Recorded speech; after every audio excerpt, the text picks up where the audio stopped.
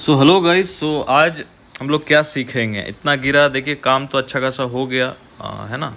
तो यहाँ पे क्या देखना चाहिए, तो यहाँ पे हम लोग आज सीखेंगे फिबोनाची शॉर्ट में। ठीक है, फिबोनाची क्या होता है।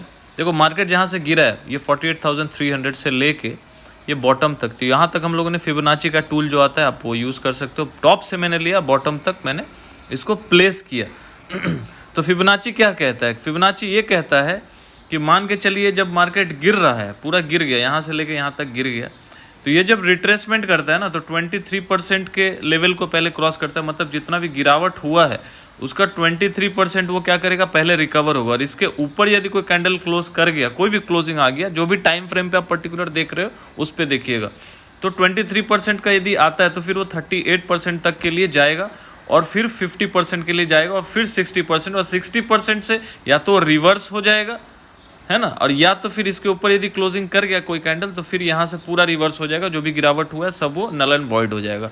तो यहाँ पे क्या सोच सकते हैं हम लोग, यहाँ से ये देखा जा सकता है कि प्राइस एक्शन यदि बना के गया तो पहले यदि 23% तक गया, फिर 38%, तो 50% तक का रिकवरी दिख सकता है, विच इज़ 46,881, और उसके बाद 60% तक भी जा सकता है। तो मतलब यदि यहाँ से यदि कोई प्राइस एक्शन बन रहा है तो नीचे का एसएल लेके ऊपर के लिए 38% या 50% तक के लिए तो ट्रेड किया ही जा सकता है, और वेट करना चाहिए कि यहाँ पे कोई बेरिश कैंडल बने तो फिर सेलिंग साइड में जाना चाहिए। और सबसे अच्छा जोन होता है सेलिंग का 61% के पास, क्योंकि वो जिसको बोलते हैं ना कि या तो ऊपर जाएगा या तो नीचे जाएगा, तो मतलब डू और डाई वाला सिचुएशन वहाँ पे बुल्स और बायर्स बुल्स और सेलर के पास ही रहेगा।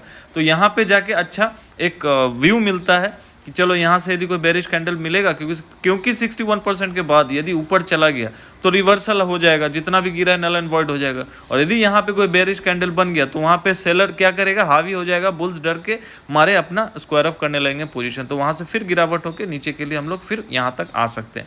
तो एज ऑफ नाउ क्या करना चाहिए, एज ऑफ नाउ इसका स्टॉप लॉस लेके बॉटम से, तो जो भी स्टूडेंट होंगे बॉटम से बाय करके बैठे होंगे, यदि स्टॉप लॉस यहाँ का हम लेते हैं 45,400, तो एक व्यू बना सकते हैं कि 50% तक के लिए 46,700 800 तक के लिए ट्रेड किया जा सकता है, वहाँ पे प्रॉफिट बुक किया जा सकता है। और फिर वहाँ वेट करेंगे कि यहाँ पे बेरिश कैंडल बन के गिर रहा है कि 61% तक जाके गिर रहा है, और फिर यहाँ पे एक अपना रणनीति बना सकते हैं। एज ऑफ नाउ यहाँ तक 46,800 और 47,200 तक के लिए दिख रहा है कि एक रिवर्सल आ सकता है, एक रिलीफ रैली बोल सकते हैं। डेटा खराब है, जो भी करें बाइंग साइड में, इसको कॉन्ट्रा ट्रेड बोल सकते हैं आप, या फिर इसको आप बोल सकते हैं कि आप ऑपोजिट डायरेक्शन में ट्रेड कर रहे हैं। चूंकि क्यों ऑपोजिट डायरेक्शन, क्योंकि डेटा बेरिश है, डेटा बुलिश नहीं है। मार्केट में कुछ भी बैड न्यूज़ आया तो वो फैक्टर इन करेगा नीचे, मतलब फेवर करेगा सेलर्स को। तो इसलिए जो भी ट्रेड यहाँ पे आप ऊपर के साइड में, इसको बोलेंगे पुल बैक ट्रेड।